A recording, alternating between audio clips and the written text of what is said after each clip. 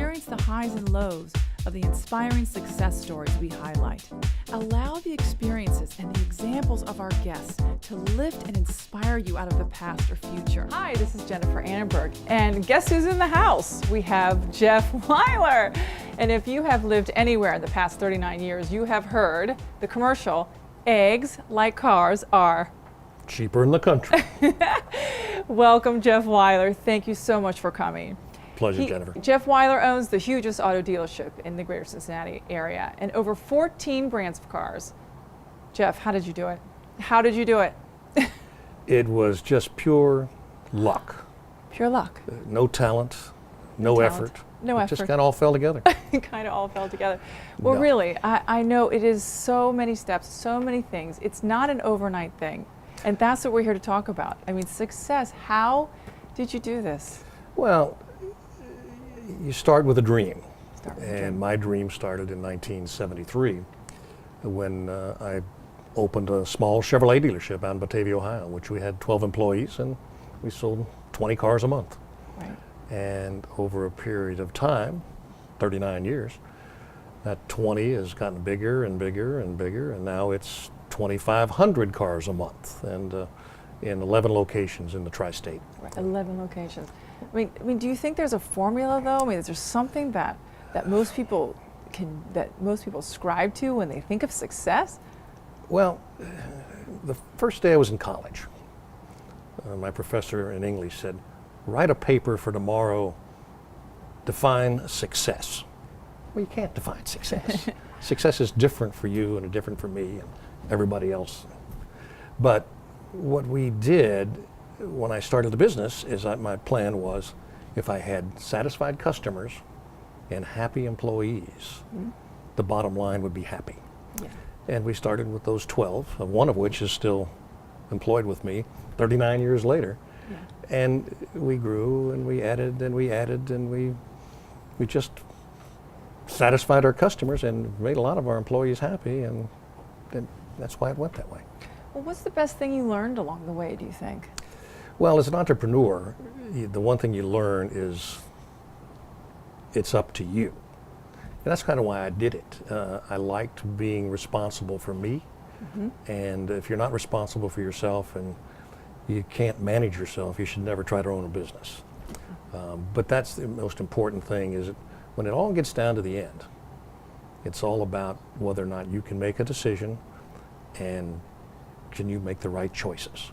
But is that to say that, I mean, some people feel that it's good to surround yourself with people, though. Some people who think like you or feel like you, you can rely on, though, to give you, especially in those tough times. Do you feel that that's important too? Absolutely. And you're not by yourself. You're not unless an you're island. a one-man You're business. not an island. No, you're not really. Well, you can be if you're a one-person industry or business. Yeah. But in my case, there's been literally thousands of people who have worked in our organization over the years. I have almost a little over 900 people that work in the company now. 30% have been with me for more than 10 years. Wow. And I've also said to other people, you know, I'm kind of lazy. I prefer to delegate. And I'll hire you to do it, Jennifer, and Yeah. you go do it. Yeah. And been successful with that, delegating it and giving people responsibility, because unless you have people working in the same way as you are, same philosophical ideas of how to treat customers and so forth, you won't be successful. An old boss of mine said, the speed of the boss is the speed of the gang. And you Yes. naturally attract people similar to your own personality or people that you can get along with. Yes, I think And, that's so true, and that's a good. I think that's a good quality of success. Is to surround yourself with people like you, and I think that bodes well for your future. Don't you feel? But you have to have diversity too, where somebody is saying, you know, you are full of it, Mr. Weiler. There you go. We need to go over here and do this. Good set, And good, well point. we yeah. do have that. Yeah. I'll never forget when my oldest son graduated from college, and I asked him to go to work for some company. I didn't care, Cincinnati Bell, Fifth Third, whatever it might be. Get a couple of years of business experience. He said, shut up, old man. I know what I'm going to do. I'm going to the Dodge store Monday. I'm the new sales manager. Uh-oh. He had been selling cars for and he said, because we did have a sales problem at this particular location. David at 22 went over and took over the sales department and turned that company around at 22. Wow. Very, very well. Well, like father, like son. I mean, what can I Yeah, say? really You gave made us me some proud, good let me pointers. tell you. Yeah, he did. He did. But do you feel that there is a formula for success? Something No, that you there's maybe no- subconsciously ascribe to, or do you feel that there are certain things that, for example, if there's someone that's watching today that says, there's a nugget of wisdom that they can gain from you, what qualities, do they think that they have to ascribe to, or you don't think? You don't think there are? Yes, Jennifer. What you have is you have a dream. You have a plan of what you want to do if you're going to open a business. You have to have the courage to do that. Right. And courage is a very difficult thing to measure Yes. because you're taking a big risk. I took what I considered a big risk. I mean, I was working for General Motors. I had That's right. all the benefits in the world in 1972, and it was a great career path. You were in a management role, weren't you? Yes. Yeah. And then all of a sudden, I'm going to take a chance to fail. You have to be willing to fail. And you have to be willing to trust your instincts. And I've also felt that there's an integrity piece that you have to be honest with yourself and everybody you do business with. That's part of the reason we've been successful is we've always done exactly what we would say. We said we were going to do, whether it would be with our manufacturers like Chrysler or General Motors or Toyota. If we tell them we're going to do something, we do it no matter what it costs us because our commitment is important. So I think that's important. But is there just this connect the dots and you will be successful? No. No, there's no way to do that. Right. But to someone who's maybe on the couch and is thinking, well, I may or may not do this. I don't know how to live the life or the purpose that's, I can't find my purpose. Or maybe they're in between jobs, or they're stuck in a relationship, or they're a stay-at-home mom, or someone who's working and wants to be at home. There's so many people who are in between or do not know. And I'm saying that maybe the leap of faith may just be the right thing. Sometimes you have to jump. Well, with or without knowledge. A guy once told me that if I ask you to drive me to Missoula, Montana tomorrow, what was the first thing you'd do? Well, I want to guess you're going to go get a road map. And now this is the roads I follow to get to Missoula, Montana. It's the same thing with your career, your life, or your business. If you don't have a goal or a destination, how are you going to get there? How are you going to know that you got there? Right. And I learned that back in just before I started my business, was to each year I'd sit down and I would define certain goals that I wanted to accomplish during that year. And but you have to write them down because if you don't, you cheat. Yeah. Or you lose them. You lose it. You lose it. Yeah. Oh, that's not really what I meant. It wasn't specific enough, right? So if you write those down, and I still have the one that I did when I decided to leave General Motors and become an auto dealer. I have it in my office. Fantastic. I sat down one night, did all that, said, I quit my job, I'm going to take over and try to become a car dealer. But as somebody said, if you don't know where you're going, how are you going to get back?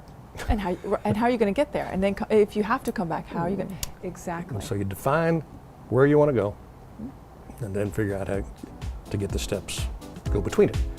Now, if you have no idea where you want to go, can't help you with that. I just wonder, is it time to reassess perhaps then what we think or how we define success then? Because I find right now that we live in a culture, regardless of the economics, we don't even have to say that, but people we have a generation that is unhappier than ever. They reportedly are unhealthier than ever. People are more depressed. The generation now, the youth, are purportedly not going to outlive the generation before them. It's never been before in history. Usually every generation outlives the one before it.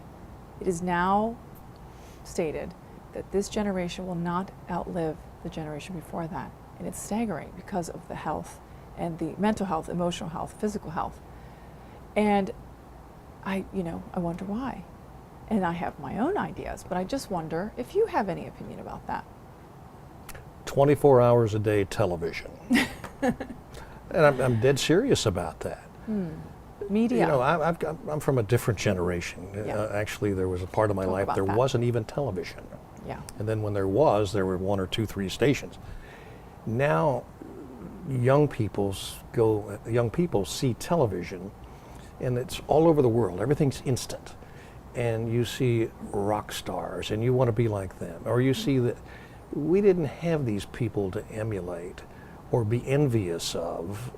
I mean, so many people want to be successful without paying a price. Yes. There are a lot of people I know that wish they had my situation, but they didn't want to go to work every You morning. didn't get this way overnight. I know you didn't. No. And the envy thing has become prevalent in our society. And then we have this generation of people who I didn't have a fallback. I didn't have an ability to go to a government agency Right. or whatever it might be to take care of me. Right. It's like I learned to grow up on my own. I left home when I was 17 years old. Right. And I've taken care of myself ever since. Right. And but if you're looking for this real get-rich-quick scheme, Yeah. there are not very many of those. Right. Every once in a while, somebody hits the lottery, you know. Right. Right. Right. But you have to pay the price for the success that you want to define for yourself. And not everybody wants to be me as a car dealer. I understand that. Right. They might want to be you as doing what you do, but Right. you have to work at it. And isn't there a certain integrity and pleasure you get when you earn it that way and you think, this is great? There is a tremendous satisfaction in saying, you know, when I started this thing with 20 cars a month and this little one-car showroom, and now I have what it has exploded into being, I'm very content with that. There's a couple of negatives. Number one, my son and my son-in-law, who actually run the company now, they run it better than I ever could. But they'll never get the credit. Good They'll point. say, oh my gosh, Daddy Good started point. it. Yes. Well, Daddy started it, and they had a head start, but they've made it so much better. Yes. And yeah, I wouldn't be here today talking to you That's if right. you didn't think that I was successful That's right. at my It is- business. It is something like $600 million empire or something like Yeah, that. a little bigger than that even. But it's that's what's so staggering though, and I think that did you ever have moments way back when, or maybe still now, that it clicked and you thought, I did it, and what does that feel like? I mean, Oh yeah, I mean there has been moments. do you enjoy them? And what do what does it feel like? The feelings are fantastic. I mean, I have been able, just because I started selling cars, Right. to enjoy things that I could never even dream of. Right. Right. And that's because of the success. A lot of it's because I got on television and people recognize me too. Right. Right. Right. That's good news, bad news. You can't go any place without saying, oh, there he goes. There's Jeff Weiler. Yeah, and my wife has a wonderful, we were walking through a mall one time and somebody said, oh, there's Jeff Weiler. She says, he's a stinking car salesman. But no, Yeah. back to the success part. Yeah. It does make you feel good. Anytime you accomplish a goal, I don't care what it is. If you are decided that you wanted to sell 5 cars a month, that you were a car salesman, you made that goal. Right. Exciting. Right. And even if you want to take care of aging parents, or if you want to run a restaurant, or if you want to be a waitress, I think if you do it with presence, and if you do it with humility, and if you do it with something that brings you joy, don't you think that makes an ordinary act extraordinary? Don't you think that there's something to be said about that? I marvel with service, whether it be in a restaurant, be in a doctor's office. Smile, somebody that acts like they really care about their job. Yeah. That is so neat. It is. And then you go someplace else and it's like, what do you want? Right. They're unhappy. Right. And I've always said, if you're unhappy working with our company, go find something else. Well, and I think it's testimony to what you said about the difference with media, and now we emulate, the rock star or whatever. But every job has its place, and if you do it with certain integrity, then it is rock star, no matter what you do. And I think that's the difference. I think it's a great point that you made about that. My first job, I worked for a barber and beauty supply house here in Cincinnati. And I had great enthusiasm, 19 years old, Right. And I had this old guy who was about 60 years old, and he used to say, "Think you'll ever amount to much?" I said, "Yeah, I'm going to be okay, Nick." Unfortunately, Nick died and hadn't been around. But he was kind of grouchy. And I was young and I was enthusiastic. And whatever challenge you threw at me, I wanted to do, and I wanted to do it right. Right. And I've had failures, and I've had talk tough about- times in the business. Yeah. What was your worst failure? Worst failure I ever had is I went to El Paso, Texas. The and Texas one. I heard that you lost your I did. behind. I lost a lot of money out there. Yeah. I went back. I graduated from high school in El Paso, even though I'm a native Cincinnati. And Okay. then I said, I'll go back there, and I had this Toyota store. And man, I lost a lot of money. But what kept you going through? What Well, I helped couldn't make you? a success out of it, so I sold it back and Okay. said, heck with it. But what did you rely on to get you through that, basically? Me, Yeah. you know. You know who you are. I do, and Yeah. it was getting to be a struggle, and I said, hey, I'm not going to stay awake nights over this. Right. Good for you. I had spent sleepless nights early in my career, Right. saying, am I going to be able to make payroll this week? And Right. I'm going to be able to do that. I never wanted to go back to that, so when Right. it got struck, I said, get rid of that before it hurts us. You knew when to cut. I did. You Yeah. have to know. That's another thing. On the road to success, know when to cut your loss. I would like to know who you feel is successful, or who you would name as a hero of yours. Wow, It's usually a hard that question. And it's funny that that's a hard question, because most people cannot name who they would feel are successful. And I think that is an inside-outside thing. Isn't that hard? That's a hard question. Well, I can't do one. I mean, if I look Maybe around the several. greater Cincinnati area here, Okay. I always admire Or hero. Carl Linder, for example. Been named many times, yes. And Carl, I met him 50 years ago when he was in Norwood. I met him at a YMCA breakfast when I was 18 years old or 19. And somebody said, he's the richest man in Norwood. Oh, good. Wow. 30 years later, I was there and I said, Carl, now you're the richest man in the state. Exactly. But he was a man that was tremendously successful. Yeah. Abraham Lincoln. Yeah. Here's a guy that never had a day's education in his life. Unbelievable. And I admired him so much, and I've read a lot of stories about him. But I'm blessed that I get to meet a lot of successful people. Bob Castellini with the Reds. Dick Farmer with Cintas has built a heck of a company. Amazing people. Good friend of mine, George Schaefer, who ran Fifth Third Bank. It's very successful people and all these guys pretty much started with nothing and built something. Yes. There are many that are second or third generation that I admire also. There are people in the auto industry and the retail auto industry around the country who I admire. But I don't know that I have a real hero other than maybe the Lone Ranger or somebody like that I watched on TV when I was growing up. That's awesome. I love that. I mean, do you have a routine now? I mean, what is your routine? It's pretty rough. Do you work 70,000 hours a week? No, or I something? don't. I got this deal. I say, number one, I can't get fired. Right. Nobody can make me go to the office on any day I don't want to. Awesome. I get paid first. Oh. I have spent about 3 months a year in Florida, 2 months a year in Arizona, and Nice. 2 months a year in Michigan. Yeah. I'm married to a drop-dead gorgeous woman. I got 4 spectacular children. I get own part of the Cincinnati Reds. I've won NASCAR championships at Daytona. Wow. Darn, what more is there, Jennifer? You know what? It's testimony to you. I mean, and it sounds like you're enjoying your life and you're really living it. And you've worked hard to get there, and you're really enjoying it, which you should. I might also say, in working with my son and my son-in-law every day, and now my daughter is working in a company, that's very, very rewarding. because we're as a family, we work together, we love together, we talk about business, we talk about my 6 grandchildren. Yeah. It's cool. I mean, I can't think of anything. Wouldn't want to trade places with anybody I know. Isn't that nice? Oh yeah. That is great. And and I have no idea why I've been so blessed. I mean, I worked hard, but it's just been a blessing to meet people like I do. Wow. You, some other people. Amazing, It's great. amazing. And what would you want to be known for? If you could say a few things like, well, I want to be known for what?